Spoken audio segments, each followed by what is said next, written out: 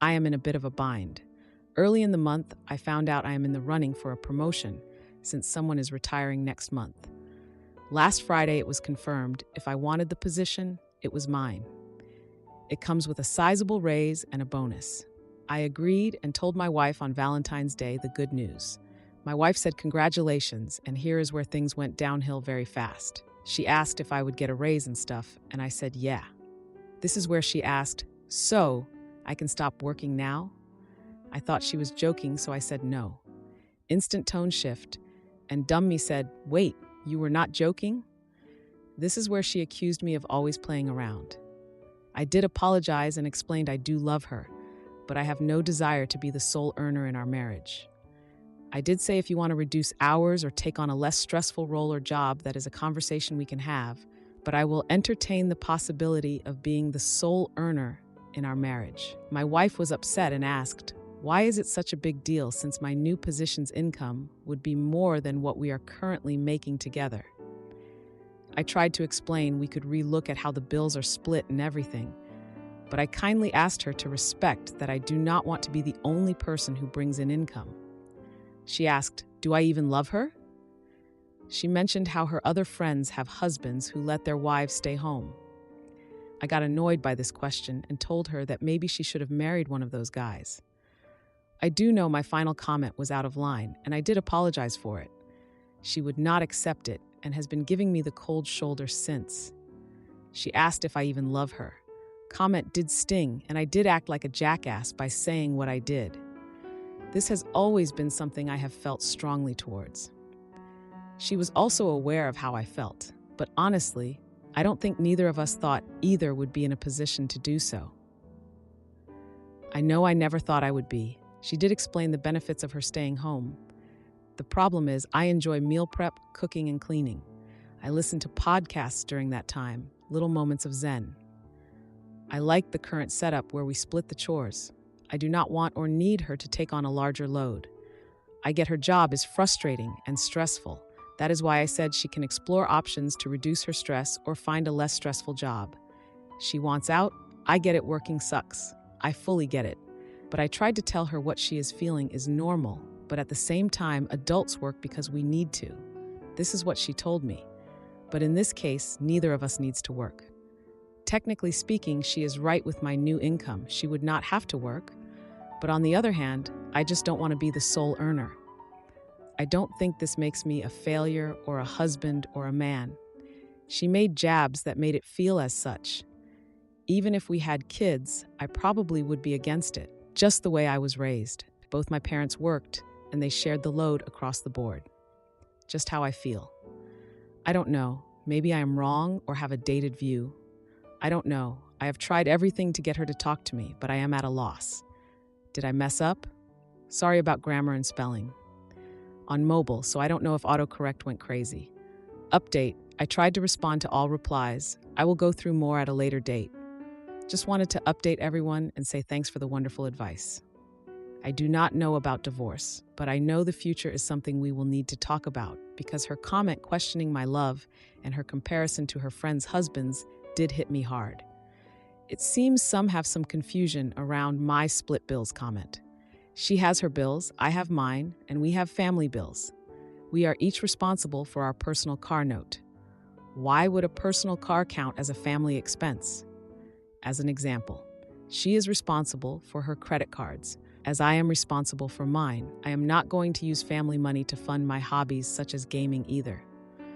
More or less how it works is we have 3 accounts, hers, mine, and ours. It is not some foreign concept. Not sure why some got offended by us splitting bills. Her getting pregnant is pretty low risk. Her comments messed with my head. The idea of sleeping with her is the furthest thing from my mind. I don't know what the future holds, but I know it starts with us talking and having a serious conversation about what our future will look like. Now, for a few comments before the update. Comment 1, not the idiot. You might want to take a hard look if this is the person you want to be married to. This isn't an adult conversation. It's a teen fantasy. It's just downhill from here on. You will find yourself 10 years from now getting divorced and paying spousal support. It sounds like you want to be married to an equal, not a dependent. Comment 2. not the idiot. Just because you're getting promoted doesn't mean she should quit. Both of you working will allow you to achieve your long-term financial goals faster, allowing you both to retire. Anyone who uses "don't you love me" or any of that BS, well, that's classic manipulation tactics. Good luck, brother. Now for the update. Hey everyone, a lot has happened since my last post, and I've got quite the update for you all. So buckle up because things have taken some unexpected turns. After the whole Valentine's Day fiasco, things between my wife and I were tense, to say the least. I thought the cold shoulder would thaw after a few days, but it only got worse. She started spending more time with her friends, the ones with husbands who let them stay home, and I could tell she was getting different ideas about our situation. One evening, she came home from a girls' night out and dropped a bombshell. She had been offered a job by one of her friends' husbands, a position in his company that was way less stressful than her current job. It was a part-time gig with decent pay and benefits. She was excited, but I could tell there was more to it. She said she wanted to take the job, but there was a catch. The job was in another city, 2 hours away. She wanted us to move. I was stunned. We had built our life here, our friends, my new job, everything was here. But she was adamant, saying this could be a fresh start for us, a way to reset our marriage. I felt cornered. I loved my wife, but this was a huge ask. I had just accepted a promotion, and moving wasn't an option for me. We argued, and things got heated. She accused me of not supporting her dreams, and I shot back that she was being unreasonable. It was a mess. In the midst of all this, I started noticing changes in my wife's behavior. She was secretive with her phone, and there were late-night texts that she quickly swiped away when I entered the room. My mind raced with possibilities, but I didn't want to believe any of them. Then came the jaw-dropping moment. I was doing laundry and found a hotel key card in her pocket. My heart sank. I confronted her, and after a long, painful conversation, she admitted she had met someone. It was someone from her potential new job, and they had connected over their shared frustrations. She swore it wasn't physical, but the emotional betrayal stung just as much. I was devastated. We had been through so much together, from struggling to find jobs after college to supporting each other through family losses. We had built a life together, and now it felt like it was crumbling around me. Despite the hurt, I couldn't just give up on us.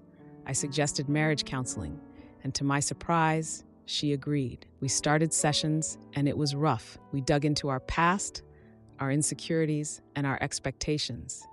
It was clear we both had issues we hadn't dealt with, like how I always felt the need to be the provider because my dad had lost his job when I was a kid, and how that had affected our family. Through counseling, we started to communicate better.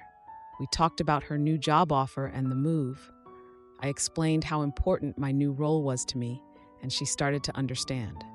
We compromised. She would take the new job but commute for the time being. We agreed to reassess in 6 months. Things were looking up, but then another surprise hit us. My wife found out she was pregnant. We had talked about kids, but with everything going on, it was the last thing on our minds. The news shook us, but it also brought us closer. We realized we needed to work together more than ever. We started making plans, discussing how we would handle finances with a baby on the way. The idea of her staying home came up again, but this time we approached it differently. We decided she would stay at her new job as long as she could, and then we'd figure it out together. It's been a ride of emotions. I'm excited about becoming a dad, but anxious about the future. My wife and I are in a better place, but there's still a lot of work to do. We're taking it one day at a time, trying to rebuild the trust and love that got us here in the first place. My GF gets pregnant and we agree on abortion, but I'm heartbroken and consider leaving until she surprises me with our tattoo and defends us from her ex, proving she's all in. Edit update. I told her honestly how I feel and didn't hide anything. She maintained her position. She said she really wants to build a successful business first and dreams of first happily getting married and having babies after that. Thank you for the advice from everyone. I'm in a bit of a moral and emotional quandary, Reddit, and could really use some outside perspectives. Here's the situation. I'm a 25-year-old man with a stable life and a decent income, dating a 28-year-old woman for almost a year now. We've had talks about marriage, living together, and eventually having kids. Recently, she got pregnant. I was upfront about being ready and willing to embrace fatherhood, and I reassured her that I'd support whatever decisions she made, emphasizing her happiness and autonomy. Despite my personal desire for the baby, I didn't want to pressure her and believed in supporting her choice. I created a financial plan and put everything together, showcasing that we'd be living very comfortably. I make $200,000 her salary and work remotely, so I could also help around the house a lot. I said I'm ready to have the baby, would like to have it, and that we should get married as soon as possible. We talked in detail about this scenario, though her first reaction to the test results is that she has a high desire to have a baby on a living. After a few days, she decided that she wasn't ready to give up her current lifestyle for motherhood yet. We agreed on a baby on a living. While I've maintained a supportive front, internally, I'm devastated. I haven't shared the extent of my grief with her, as I don't want to influence her post-decision or add to the emotional burden. Here's where I'm conflicted. Despite my initial support, I'm considering breaking up post-abortion. The realization that our values might significantly diverge, especially on something as fundamental as starting a family, has me questioning our compatibility. While she's lived a vibrant life full of experiences, I feel like we're at a point where settling down shouldn't be off the table. Her decision, while I respect it, makes me feel we're not as aligned as I thought. I plan to ensure she's okay physically and emotionally in the immediate aftermath, but think it might be best to part ways after.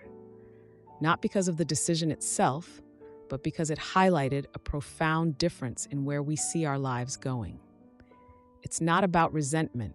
It's about recognizing we may not be the soulmates I thought we were. But to be honest, I think I could never get rid of the thought that she got rid of our baby. Would I be the jerk for ending things after ensuring she's recovered, given that this situation has revealed a significant gap in our life paths and values? There's also been other moments. For example, we had planned to move in together after 1 year.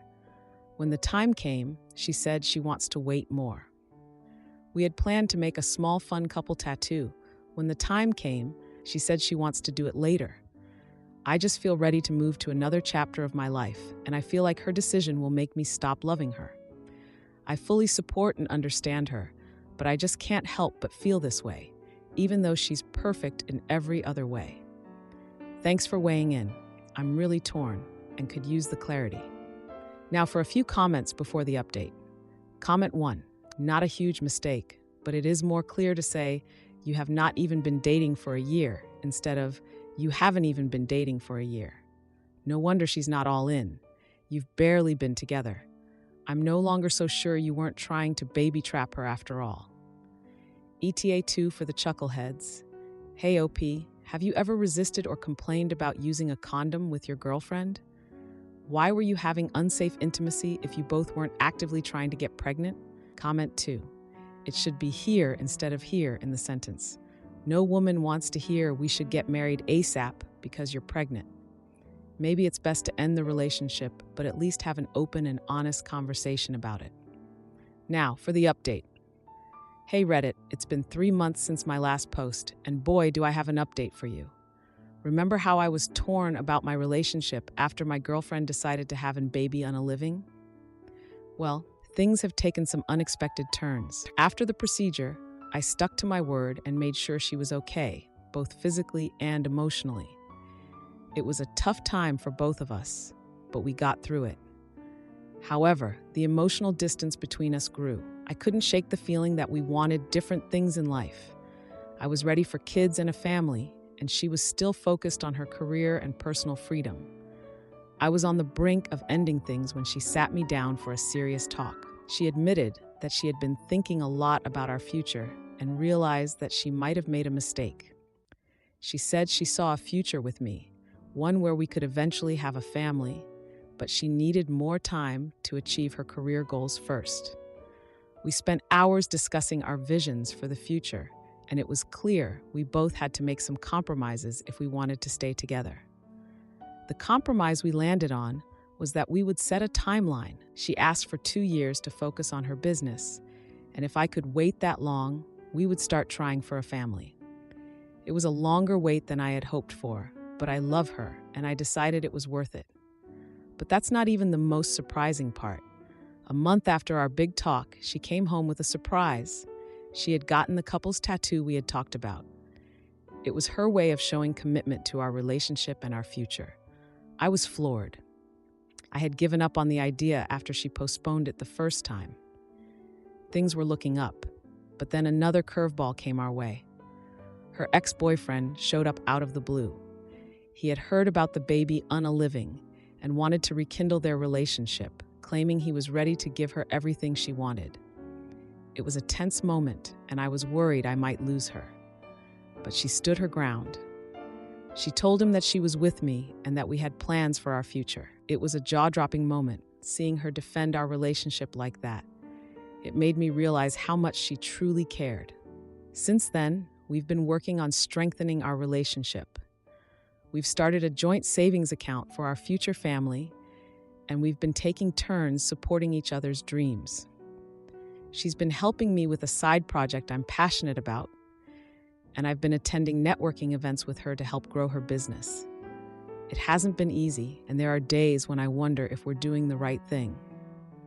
But every time I look at the tattoo on her arm, I'm reminded of the commitment we've made to each other. It's not the path I expected to take, but it's our path, and we're walking it together. Ex cheats with their ex for 5 years and leaves me. But when they die in a crash, I feel nothing until their sister shows up with a journal, and oh boy, it changes everything. Not an English speaker. So my ex and I have been together for 5 years, and from my point of view, everything was fine. We were in love. We were living together. We were the classic all roses and flowers couple because we had almost everything in common, like hobbies, passions, and the same character. So really, in 5 years, we never had a disagreement, fight, or argument. In fact, our friends used to say that she was my exact copy. Ahaha. During these 5 years, I never noticed anything wrong with her behavior. We were always on the same page, and our intimacy was amazing. So believe me when I say that I almost fainted when I found out that she was cheating on me through security cameras in my house. I was shocked and speechless because I couldn't see anything wrong with our relationship. We were both extremely fit, doing romantic dates, giving gifts, performing little acts of kindness and protection, and always satisfied during our intimacy. So really, the cheating came out of the blue. The next day, I wanted to confront her, but when I came home from work, waiting for her, all her clothes and things were gone. Again, I wasn't understanding what was going on until I received a text from her that was explaining the whole mess. Basically, the text said that she was having an affair since we started dating because she couldn't choose between me and her ex, so she took both until she realized that her ex was more in love than you, and she went to stay with him. She said that the 5 years of our relationship were a good experiment, and then blocked me. The way she wrote it with absolute coldness and disrespect for me and my feelings made me mad and resentful towards her, so I never contacted her again, but told my friends and family about the whole mess. All this happened a week ago. 2 days later, she died in a car accident with her affair partner while driving, both drunk. Her family didn't know anything about all of this, reached out to me to inform me about the accident, but I told them that I don't give a F because we are exes, and she betrayed me, so I was feeling nothing for her. They were in disbelief because obviously she never told them the whole situation. So I did and sent them the text she sent me a few days ago. They were sorry for me and understood my bad feelings for her. My family and friends, when they found out about the accident, texted me, but I told them again that I don't give a F about my ex and that I hope she is in hell right now with her ex. They all called me a cold and emotionless jerk, but sincerely, I don't care. They can say whatever they want, but nothing will change the sense of betrayal that I feel and the 5 years that I wasted with someone who was lying to me and cheating for the whole relationship. So, am I the idiot? Update now for a few comments before the update. Comment 1, not the idiot. There is no right way to respond to an intense, life-altering series of events, especially when they're compressed into such a short time span. However you feel is correct. Don't be surprised if you go through a bit of a roller coaster, but also don't be surprised if you don't. Anyone lecturing you for your response is behaving monstrously. All you need right now is support, no matter what. Comment 2. Not the idiot. But this is all fresh. You've barely had time to process her cheating before she emptied your shared home, told you your 5-year relationship was an experiment, and then died 2 days later. I'd say you're in a state of shock right now, and emotions may hit you at a later stage. Now for the update. Hey everyone, a lot has happened since my last post, and I thought I'd give you an update on the crazy turn of events. After I shared my story, I was pretty much in a dark place. I felt like I had been living a lie for 5 years. My ex, who I thought was my soulmate, turned out to be someone I didn't even know. The betrayal stung deep, and her sudden death, while shocking, didn't change how I felt. But life has a funny way of throwing curveballs. Just when I thought things couldn't get any more complicated, I got a knock on my door. It was my ex's sister, someone I hadn't been close to but who had always been kind to me. She came to apologize for her sister's actions and to give me some of my ex's belongings that she thought I should have. Among them was a journal.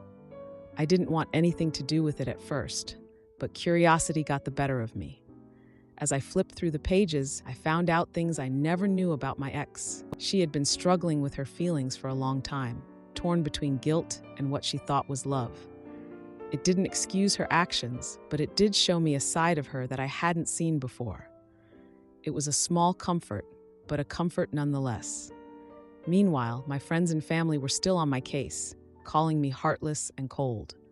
I understood where they were coming from, but they didn't know the whole story. It was tough, feeling isolated from everyone I cared about. Then, out of the blue, my best friend since childhood, Jake, reached out to me. We had drifted apart over the years, but he had heard about what happened and wanted to check in. We met up, and it was like no time had passed. He listened to me vent without judgment, and it felt good to have someone in my corner. As we caught up, I learned that Jake had gone through a rough breakup himself. We bonded over our shared experiences, and it was a reminder that I wasn't alone in this. Our rekindled friendship became the silver lining in an otherwise dark cloud. But the real shocker came a few days later. My ex's ex, the guy she had been cheating on me with, showed up at my doorstep. I was ready to slam the door in his face, but he came bearing an olive branch. He was there to apologize. He told me he had no idea she was still with me when they rekindled their relationship. He had been led to believe we had broken up. We both had been played. The confrontation was intense, but it ended with an unexpected truce. We were both victims of her lies, and holding on to anger wasn't going to change the past. We agreed to put it behind us and move forward. With all these revelations, I started to see things differently. I began to let go of the resentment and focus on healing. My friends and family noticed the change in me, and slowly they started to come around. They apologized for not being more supportive, and I forgave them for their harsh words. And then, something amazing happened. I met someone new. Her name is Emily, and she works at the local bookstore I frequent. We hit it off over our love for mystery novels, and she's been a breath of fresh air. She knows my past and accepts me for who I am, and I'm learning to open up again. It's been a wild ride, but I'm in a much better place now. I've learned that life is unpredictable, and sometimes you just have to roll with the punches. I'm looking forward to what the future holds, and for the first time in a long time, I'm genuinely happy. If you liked this video, you'll probably like these too. Also, while you're here, please consider subscribing. It's your support that keeps this channel alive and allows me to make better and longer videos. Have a great day.